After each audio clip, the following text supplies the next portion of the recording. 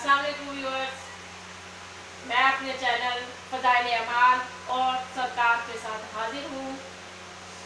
उम्मीद करती हूँ अब तक कि आपकी मेरी वीडियो जितनी भी आपने देखी होंगी पसंद आई होंगी।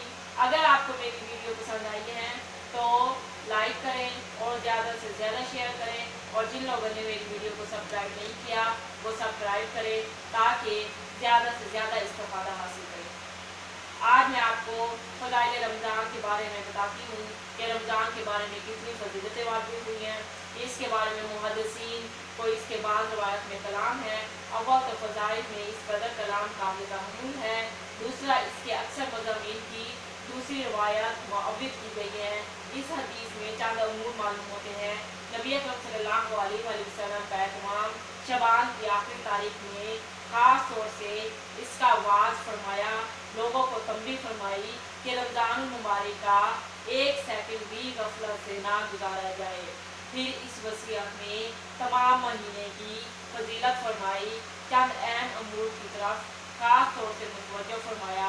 अव्वल शब कदर वो हकीकत बहुत अहम चिराग है, उन औरात में उसका बयान और दूसरी फसल में इसका मुस्तकिल बयान आया है। उसके बाद इरशाद, अल्लाह ताला ने उसके रोज़े को फ़र्ज किया और उसके क़याम यानी तरावी को सुन्नत बनाया। इससे मालूम हुआ कि तरावी का इरशाद भी खुद हक़ सुब्हानहू व तआला की तरफ से है। फिर चंद रवायत में नबी अकरम सल्लल्लाहु अलैहि वसल्लम ने इसको अपनी तरफ मंसूब फरमाया कि मैंने सुन्नत किया, उनसे मुराद ताकीद है। नबी करीम सल्लल्लाहु अलैहि वसल्लम की इसकी ताकीद बहुत फरमाते थे। हज़रत मौलाना शाह अब्दुल हक साहब मुहद्दिस हैं, उन्होंने नकल किया है, किसी शहर के लोग अगर तरावी छोड़ें तो उसके छोड़ने पर इमाम उनसे मुकातला का ख्याल होता। इस जगह खसूसियत से एक बात का ख्याल रखने की ज़रूरत है, वो ये कि बहुत से लोगों का ख्याल होता है कि जल्दी से किसी मस्जिद में 8-10 दिन में कुरान पाक सुन लें। फिर छठी ये ख्याल रखने की बात है कि दो सुनते अलग अलग हैं। तमाम कलामुल्लाह शरीफ का तरावी में पढ़ना या सुनना मुस्तकिल सुन्नत है। पूरे रमज़ान शरीफ की तरावी मुस्तकिल सुन्नत है। बस इस सूरत में एक सुन्नत पर अमल और दूसरी रह गई। अलबत्ता जिन लोगों को रमज़ान मुबारक में सफ़र वगैरह या किसी और वजह से एक जगह तरावी पढ़नी मुश्किल हो, उनके लिए मुनासिब है कि कुरान शरीफ चंद रोज़ में सुन ले ताकि कुरान शरीफ नाकिस ना रहे। फिर जहाँ वक्त बिला अमूर मिले वहाँ तरावी पढ़ ली जाए। कुरान पाक में इस सूरत में नाकिस नहीं होगा कि अपने काम काज भी कोई हर्ज ना हो। नबी करीम सल्लल्लाहु अलैहि वसल्लम रोज़ा और तरावी का जिक्र फरमाने के बाद आम फ़र्ज और नफल इबादत के एहतमाम की तरफ मुतवज्जह फरमाते थे। एक नफल का सवाब दूसरे महीनों के फ़राइज़ के बराबर और उसके एक फ़र्ज का सवाब दूसरे महीनों के 70 फ़राइज़ के बराबर है। उस जगह हम लोगों को अपनी इबादत की तरफ गौर करने की ज़रूरत है। इस महीने में फ़राइज़ का हमसे किस कदर एहतमाम होता है और कितना होता है। फ़राइज़ में तो हमारे एहतमाम की ये हालत है कि सैर खाने के बाद सोने लग जाते हैं। अक्सर सुबह की नमाज भी कज़ा हो जाती है। कम अज़ कम जमात तो अक्सर यही हो जाती है। सैर का खाना शुक्र अदा किया और अल्लाह के सबसे मोहतरम बिनशार फ़र्ज या बिल्कुल कज़ा कर दिया तो कम अज़ कम नाकिस कर दिया। जमात की नमाज पढ़ने को अहले असूल ने अदा नाकिस फरमाया। नबी करीम सल्लल्लाहु अलैहि वसल्लम का तो एक जगह इरशाद है कि मस्जिद के करीब रहने वालों की गोया नमाज बगैर मस्जिद के होती ही नहीं। मुज़ाहिर हक में लिखा है कि जो शख्स बगैर उज़र के बदून जमात नमाज पढ़ता है तो उसके ज़िम्मेदार फ़र्ज साकित हो गया, मगर उसको नमाज का सवाब नहीं मिलता। इस तरह दूसरी नमाज मगरिब की जमात अक्सर अफ्तार के साथ ही रह जाती है। तरावी के एहसान के बदले में वक्त से पहले ही पढ़ लेती है। रमज़ान मुबारक का नमाज का हाल जो अहम तरीन फ़राइज़ है, एक जगह फ़र्ज के बदले 3 को ज़ाया किया।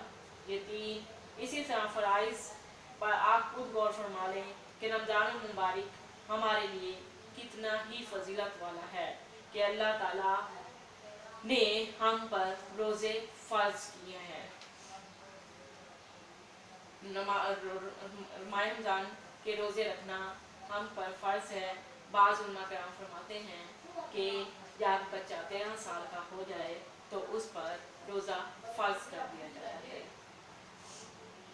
उसके बाद 8 घंटा वगैरह ज़रूरत के बाद हिंदुस्तान के कयाम में तकरीबन 2.25 घंटे तरावी में खर्च होते हैं। मदीना पाक के कयाम में तकरीबन 3 घंटे में इशा और तरावी से फरागत होती है।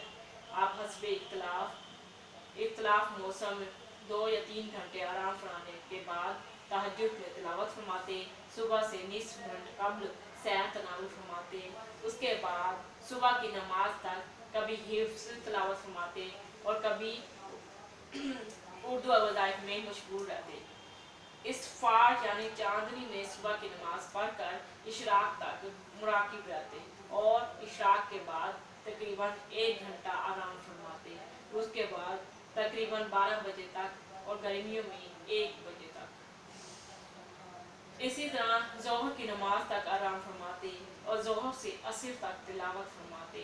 असर से मगरिब तक तस्वीर में मशगूल रहते। हाज़िरीन से बातचीत भी फरमाते। ख़त्म हो जाने के बाद सुबह का कुछ हिस्सा तिलावत और कुछ हिस्सा पढ़ने में यानी लोगों के साथ गुफ्तगू में। रकात के तूल में रमज़ान मुबारक में इजाफा हो जाता और ना जिनके अकाबिर रमज़ान मुबारक के ख़ास मामूलात मुस्तकिल थे।